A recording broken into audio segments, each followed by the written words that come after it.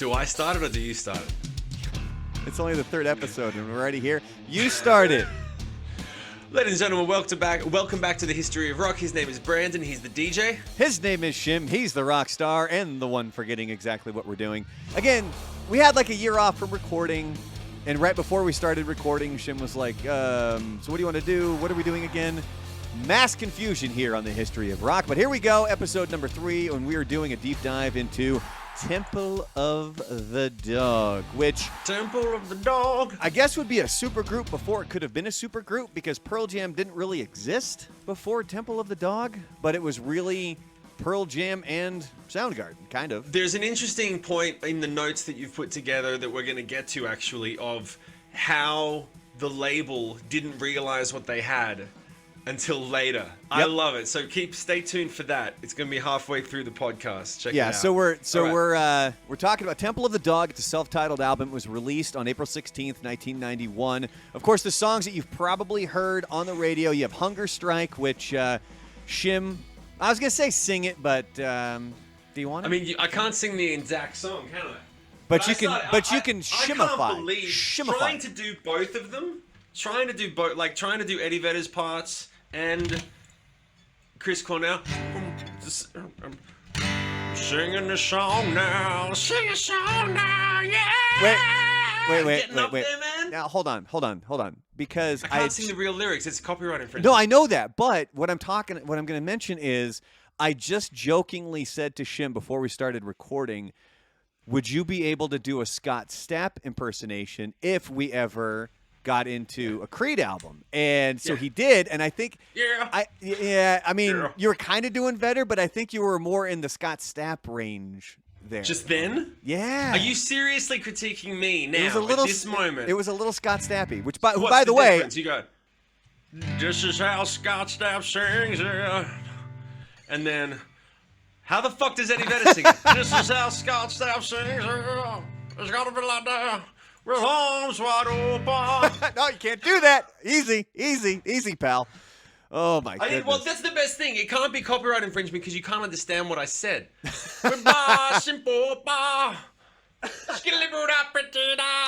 Who knew we were going to do Scatman today? All right, so anyway. Temple of the Dog. Temple of the Dog. The two songs that you guys have heard on the radio over and over would be Hunger Strike and Say Hello to Heaven, which, of course... I could sing it, but, I don't want to show Shim up or anything. So we're going to get right into this. But we had mentioned in the previous episode, we were talking about that beef between Eddie Vedder and Nikki Sixx, right? Where Vedder had talked about, he was working in L.A. and he was he was at shows of bands that he would have never gone to. And he kind of called out Motley Crue and Girls, Girls, Girls, to which Nikki Sixx, being a bit of a temperamental man, responded with, God, what did they were the most overrated band? Or the most boring band. Boring. It was the most boring band. In the liner notes. Yeah. So anyway, as I'm doing the research for Temple of the Dog, I found some footage from an old Headbangers Ball clip, and it's Eddie Vedder. This is after Pearl Jam, has already had their release, so they're on a Headbangers Ball, and Eddie Vedder was talking about just really. There's no frame of reference for the video that I was watching, but he says, quote, I mean, there's really good music coming out all of a sudden. Thank goodness. And the future can only be determined by how the music progresses and what the future of good songs are.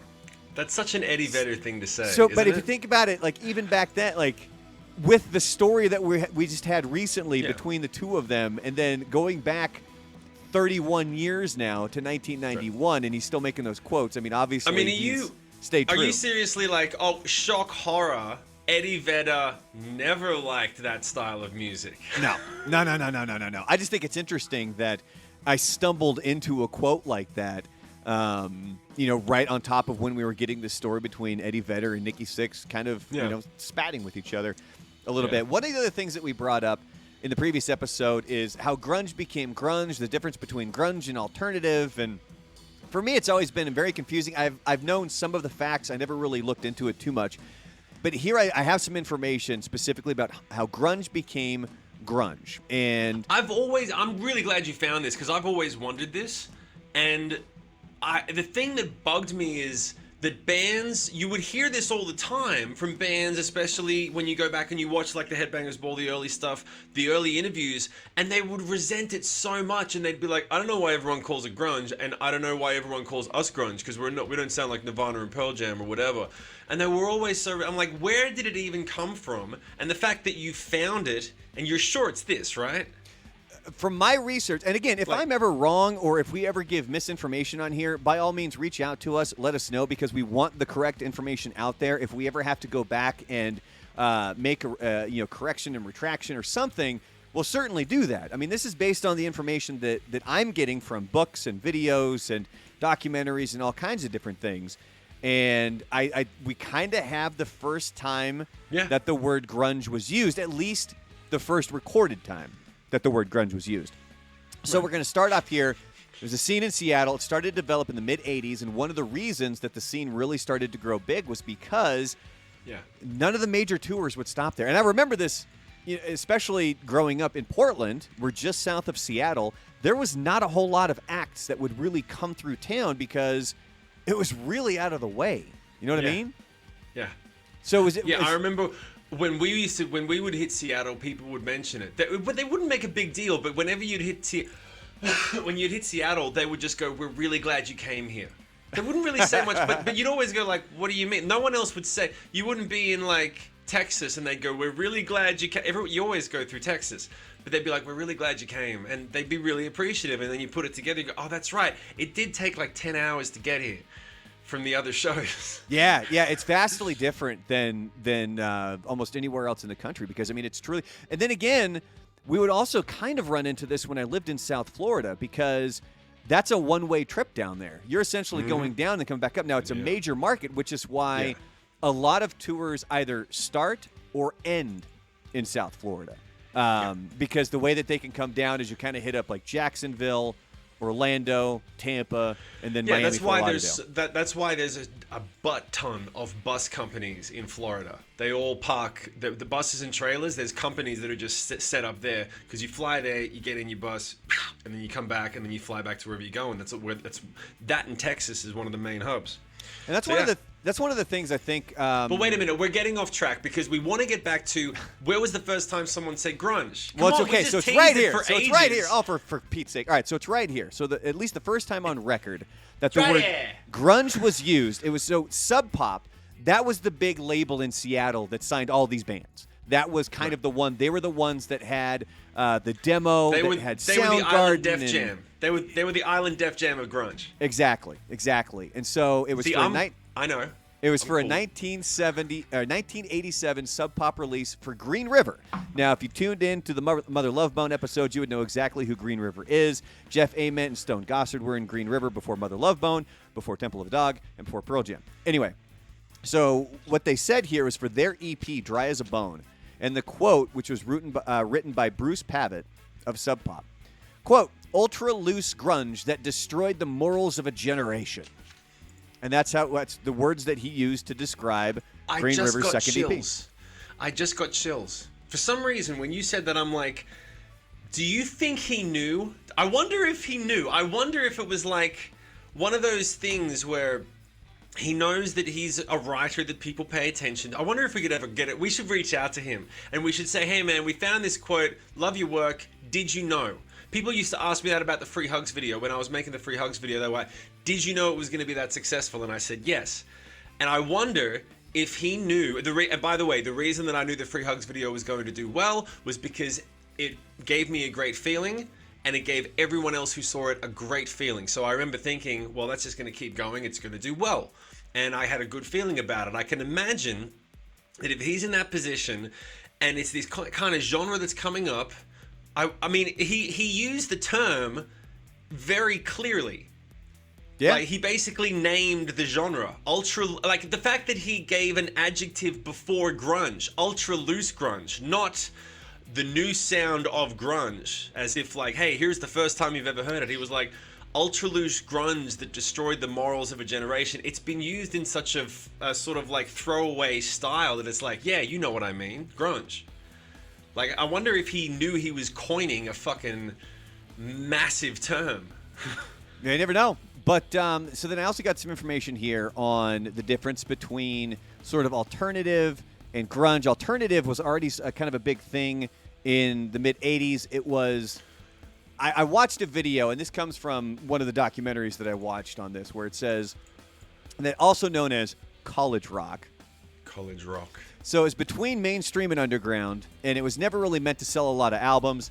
But back in 1984, it started to gain a lot of attention because you had REM's Reckoning, Husker Du's Zen Arcade, and the Replacements' Let It Be, as well as some other big alternative bands. You got Dinosaur Jr., the Pixies, and Sonic Youth. Dinosaur Jr. All of them in there. Dinosaur Jr. is great, right? Dinosaur Jr. is great. I love how much Sonic Youth didn't give a fuck. That was the first time. Actually, that's a lie. It's the second time. First time I ever heard a band that truly didn't give a fuck was the Sex Pistols, and my dad introduced me to it because he was like, oh, I'd started listening to Silverchair and Nirvana, and he was like, oh, you want to hear real rock and roll? And I listened to the Sex Pistols, and I was like, it's noisy, it's shit, because the drums and guitars didn't kick like Nevermind. And but then I heard Sonic Youth, and I was like, that sounds like a bunch of kids that don't give a fuck. That's what that sounds like. So then you had major labels, since you had these bands that were starting to make it kind of big. It's the same thing that happened with grunge, where they noticed there was something there. One of the bands makes it big, and then all of a sudden the floodgates are open, and now they're trying to sign as many people as possible. So they jumped in and they tried to sign all of these alternative bands. And one of the big alternative acts that's considered to really be one of the first ones that made it huge on the Billboard 200, Jane's Addiction. Do you know why? Why? I know I'm asking because I love Dave Navarro. Love it. My favorite Chili Peppers record was always One Hot Minute. And that gets me canned. A lot of people say, like, dude, you're an asshole. That's your favorite record. It's the one that I discovered first with Red Hot Chili Peppers. And I still love a lot of the music on there. I think the guitar playing is amazing. But I have never been a fan of Jane's Addiction. And it's not because they're bad. And it's not because any of the people involved in it are bad. I just never understood why that big... Don't get me wrong. I can understand why people would like it. I never understood why it was so big. Why was it the first number one? Why was that so big? Was it just the first one that had that sort of groovy, funky, but rocky fusion sort of thing going on? Because I used to put Jane's Addiction into grunge. I wouldn't have called them alt rock. Okay. I would have put them in with... Well, see, I used to call Smashing Pumpkins grunge as well. Like, I would call anything grunge if it had guitars. If it had guitars and drums and it was kind of noisy, it was fucking grunge. You know what I mean? Like, Jane's Addiction was grunge. Like, I never thought of them as alt. I thought of REM, perfect example. That ain't grunge. That's alternative. Yeah, that's college rock 101. There you go. Well, that's something that we'll look forward to. I'll look into that more for a future episode. When we have these questions that we can't answer directly right now, we're going to look it up for a future episode. Please, someone tell me, if you're a Jane's Addiction fan, tell me why you think they were the big deal thing. Because, I'd be very interested. Anyway, and I'm sorry. I keep interrupting. When do I get to say some of this shit? We talked about this. Yeah, hold on. I can almost one-up your, Red Hot Chili Peppers take. Okay. I don't like them at all. You don't like Red Hot Chili Peppers at all? I don't. No, I don't. Or Jane's Addiction. That when you were working at radio, were you allowed to say that? Did you get in trouble? You're not really. You're not really. I mean, okay. When I was on the morning show, I could, because you're looking for personality. You're looking for opinions from people. You want to strike up a conversation, and especially if somebody has a take that's different than everybody else, that's good. But if you were just on at nights, like if I was on at Loudwire nights, I couldn't do a whole talk break where it's like, hey, Jane's Addiction sucks. I saw them in New Orleans, and it was 15 straight minutes of Perry Farrell moaning on the microphone with Dave Navarro playing the same 3 fucking notes, thinking that was a solo. I'm standing in ankle-deep mud in shock at how bad they were. Wow. And thank God for Kiss. And I don't even like Kiss all that much. But Kiss came out and killed it after that, man. Yeah. They came out and, it was amazing. I'm not even I don't really like Kiss. I'll admit it. I don't really like Kiss either. I feel like you're venting this frustration that you weren't allowed to say live on radio. And I kind of am a little bit. Flooding our podcast with it. I kind of am a little bit. But seriously, a little bit. Ankle deep mud, and Perry Farrell's up there moaning his ass off. I know. What I are only you saw them doing, once. man? I only saw them once, and it did reinforce my original sentiment. Anyway, but this is wait, where is it? No, we haven't gotten to the bit that I wanted to talk about. Which Okay, part do you want to talk go about? ahead Because with the next point. we're on Mudhoney right now. You don't want to talk about Mudhoney? No, you go to. I want to talk. You go. I'll take this one, and you can take the next one. Yeah. All right, so Mudhoney's "Touch Me, I'm Sick." That was released in 1988, which was one of the key grunge bands because, again, Green River, when it split up, you had Amit and Gossard going to Mother Love Bone, and then, of course, you had the other guys from Mudhoney, or from Green River, then forming Mudhoney. And they started to get a lot of college radio play, and then especially over on BBC Radio's John Peel show. So this was the first time that really outside of the Northwest, other people were starting to experience grunge, I guess. Right. I mean, that was really kind of it. So do you want to take this next point then, Shim? No, I just think... take wait a the second. point! What? The point? No, one of the... You got here, one of the... I'm reading, by the way, I'm reading off the notes that Brandon has put together for the podcast. One of the major keys to grunge was bands taking punk and slowing it down. Yeah, I know. Okay, whatever. But like, so that's not the bit that I. So the fun facts that everyone should know, right? This is the thing that I find interesting. All right. Yeah. Temple of the Dog began as a tribute to the late Mother Love Bone lead singer Andrew Wood. The album earned praise from music critics but didn't get wide recognition until '92, initially selling 70,000 copies in the US despite favorable reviews. The thing that I find hilarious, right? Hold on, if anybody's curious about Mother Love Bone, go to a previous episode because that was episode 1 and 2 was Mother Love Bone. We need to make a note. We should put the description, or actually put the pop-up, so that people can go and click and go and watch the previous one. We've got to start putting that in the podcast. You put the pop-up. MTV seemingly misrepresented Temple of the Dog in 1992 in a report from Kurt Lauder. You don't know Kurt Lauder? Nah, I don't care. You guys never had MTV down there? Wait a minute, hold up. I told you that things, dude. One word. Adidas. Some things didn't make it. Oh, no, Kurt Lauder was the guy. He was the MTV News guy, man. Kurt Lauder. He portrayed Temple of the Dog just having gotten together in 92 after Soundgarden and Pearl Jam had made it big with Bad Motorfinger in 10. He, quote, members of Soundgarden and Pearl Jam have joined together in a new side project called Temple of the Dog, whose debut album went 20 on this week's Billboard chart. What, fucking 3 years after it had been dropped? And 1 year. It went fucking long enough. He does go on to mention that the group was formed in 90 when Wood passed away. So this is the thing that I find funny. This is just a great example of label stupidity. Despite having it was already out for a year, finally A&M Records realized that they essentially had a supergroup of the two biggest bands in the biggest scene at the exact moment. So after this, they decided to reissue the album, promoting Hunger Strike as a single, hence the reason it charted in 92. But at that point, how do you at the record label not know that there are members in your bands that are doing great and they got off? How do you not fucking know for a year? How does that just slip your fucking mind? I mean, it's just shocking and just depressing to go, dude, some of the two greatest singers in history. And it's one thing if it's like, hey, they just dropped it, like idiot fuck dude was like, oh, they just released it, but it's one thing if you're like, you are not allowed to make those mistakes if you work at the label that represents the music. Well, maybe they. Well, hold on. Well, maybe maybe. No, hold nothing. on, You know exactly what happened. hold on. No, maybe what they did first is like, yes, they released Temple of the Dog first. That album came out, and then the Soundgarden Pearl Jam albums came out. So maybe what they did was they waited to do the run on both bands, and then when both bands made it big, that's when they decided to be like, oh, we need to re-release this and kind of push this back out there because the general public doesn't realize what this is. So we need to remind them what we have here. Yeah, I think that they dropped the ball and then played catch up.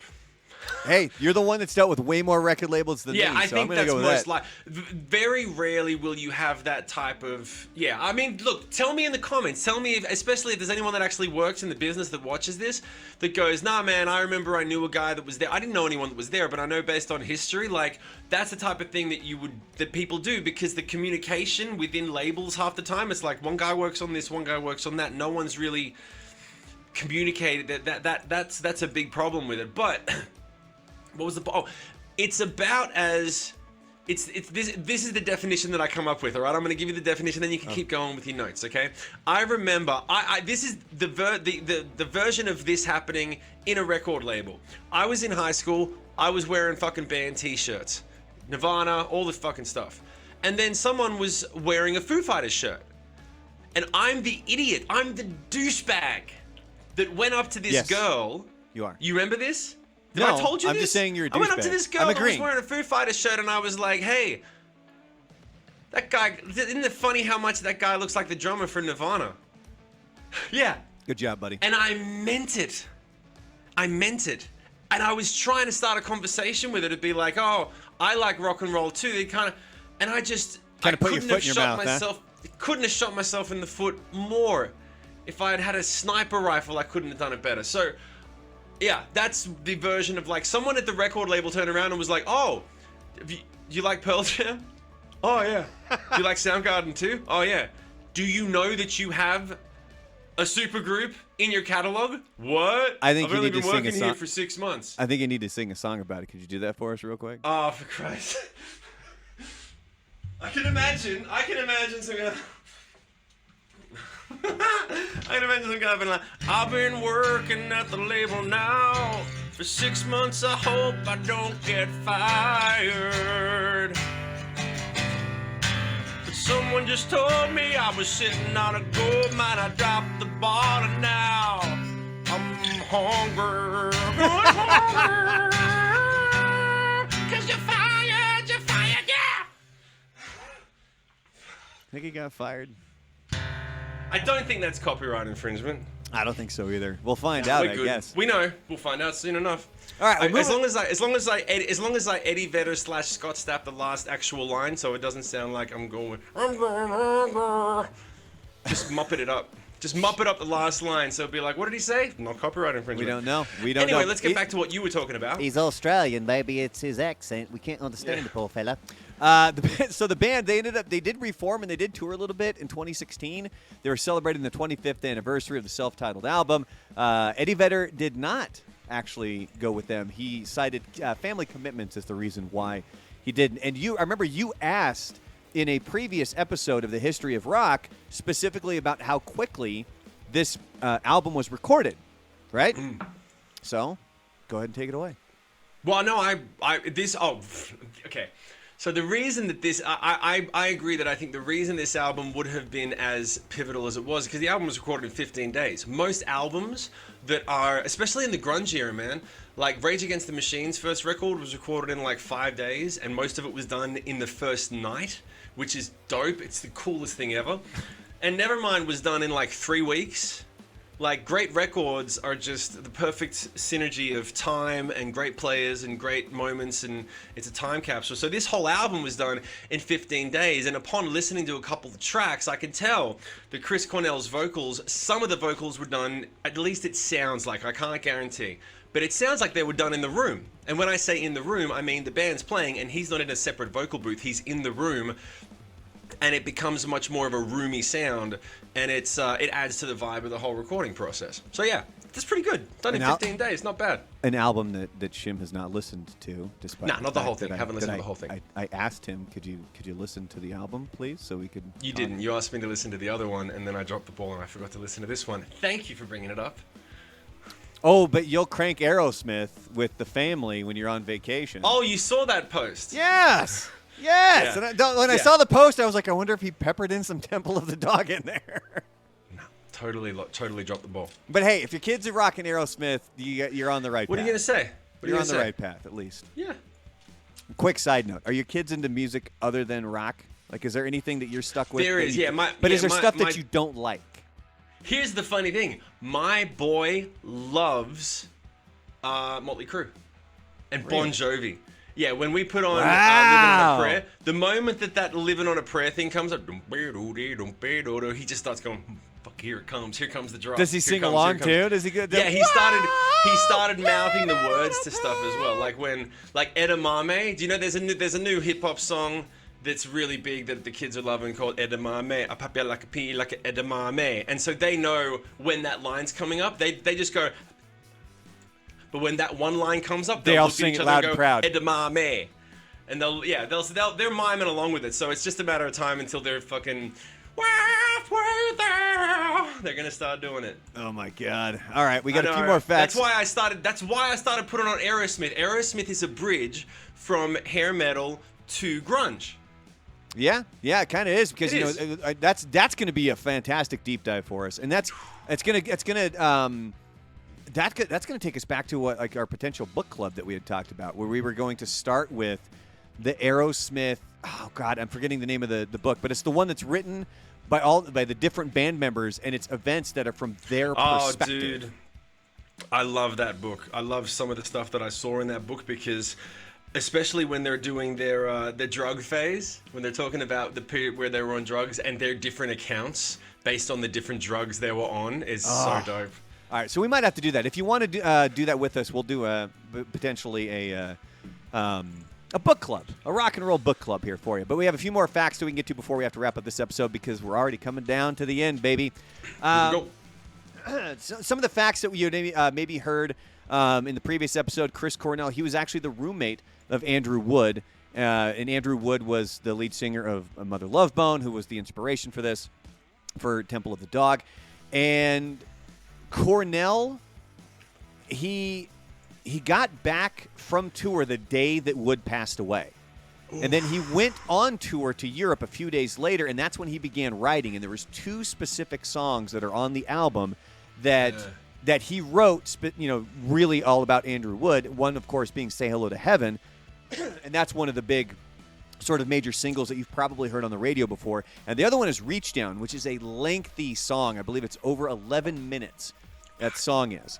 And see, that's why I wanted you to listen to the album. I wanted to get your feedback on that. Although he did, before we jumped in here, Shim did listen to my favorite song on the album, which is Pushing Forward Back. Yeah. And that's going to be one of the recommendations when we come up at the next episode when we're talking about what songs that we recommend and what's going to go on our History of Rock playlist, which you can find on Spotify right now. There's only 3 songs on it because we're only including these songs. We're getting 3 from every album. That might change. I don't know. I thought 3 was a good number. It'll change as the playlist grows for sure. Yeah, I mean, I could be convinced, I guess, to add more, but it would take a lot of convincing to add more than 3 songs from an album because there's going to be, like, when we get to Pearl Jam's 10 and you can only pick 3 songs off of that album, like, that's where the discussion's going to come in. It's going to get pretty damn heated. You know what I mean? Like, we might fight. It's going to be a good thing that Shim and I are half a world across from each other. You know what I mean? It's going to be good. I think it's going to be good when we get to Rage Against the Machine. Oh, my God. Oh, my God. Okay, quick side note. They did postpone again. Yes. So we're now looking at February of 2023. 2023. And and I want to go on record. I said that touring wasn't going to come back in full force until mid-2023. Well, this would be early say that. 2023. This is true. Yeah, but they'll probably cancel it again. And I think, I think this did work out for us for the best because it was starting to sneak up on us again. Shim getting over here to the United States was probably going to be a huge pain in the ass. So them postponing's probably working out for everybody. And I know they're doing it for me. They know. They know that I'm here. They've watched the podcast. I told Tom, I'm like, dude, can you just push it a bit more? He was like, yeah, I got you back. No, and here's the goal. The goal is to get the History of Rock podcast big enough to where when they come to town, we'll actually get to sit down with them and we do a History of Rock podcast with them about pick an album. We could do Evil Empire. We could do self-titled. I'd do the OG. I'd do the self-titled. Yeah? All right. I'd fucking do self-titled. All right. I'm cool with that, man. Such a pivotal album. I'm more than cool with that. That'd be a dream come true. That'd be a bucket list moment for sure. Oh, and we are now the first show on that leg of the tour because originally it was going to be Don Haskins Center in El Paso, and then Las Cruces. And we got our and if you followed Rockstar 101 at all, you know the fiasco. You were sweating. God. You were sweating. Fuck. The fiasco that I went through, man, to get those tickets. For anyone that doesn't know, I woke up to like 20 text messages from like, okay, cool. Okay, wait a minute. Oh, shit. No. And just like, it was one sentence things of like, and it went over the space of 20, 30 minutes. And he was like, okay, I'm waiting. Dude, there's a problem with the site. Dude, I can't. I said I had it. No, it's sold. No, wait, I've got another one. Okay, we might be at the back. Okay, we're definitely at the back. Ah, fuck. Can you go to the next state over? I was like, oh, man. Yeah. I was venting to Shim while Shim was asleep. I was asleep. I woke up and I literally woke up groggy. And the last text was, okay, I've got the tickets, but it's in the others. We've got it for a different show, but they're floor seats. And I was like, I just woke up. I was like, cool, man, good work. Thanks for going through that. Not floor, close to floor. We're right down.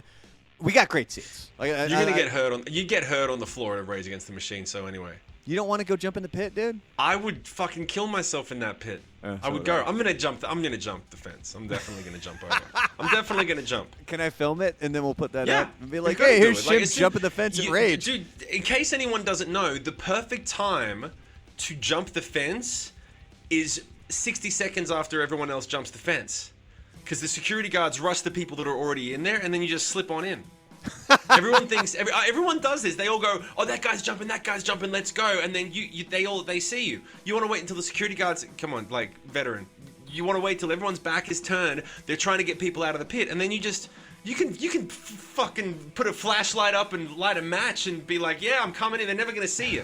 They're trying to get someone guy's arm. You have a big old light with a siren going. Be like, "I'm going, bitch." Yeah. Rage! They'll never see you. Yeah. Oh, I man. bet money on it.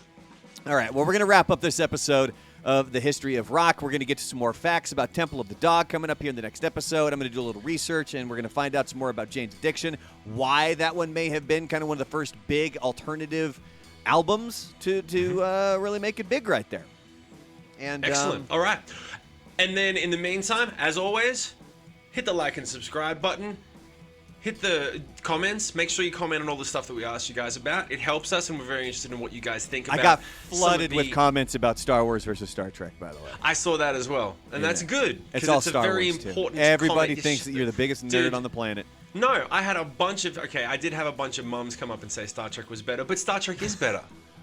Star Trek is definitely better. Anyway, we'll be seeing you guys next week with part 2. Am I correct in saying that? Yeah, part I think this is kind of our comfort zone here. Is that we're going to have enough information for each album. We want to keep it to about 30 minutes. Of course, we're going over every single episode so far, but right around 30 minutes. And then we'll be able to split it into 2 parts, and then we can also kind of rehash some things that maybe we'll talk about in a previous episode, like we did with grunge, and then also we had that Eddie Vedder, Nikki Sixx beef that we covered in this episode. So we'll be covering all that stuff coming up. And in the meantime, you guys have a great rest of your week. Stay fearless. His name is Brandon. He's the DJ. His name is Shim. He is the rock star. Class dismissed.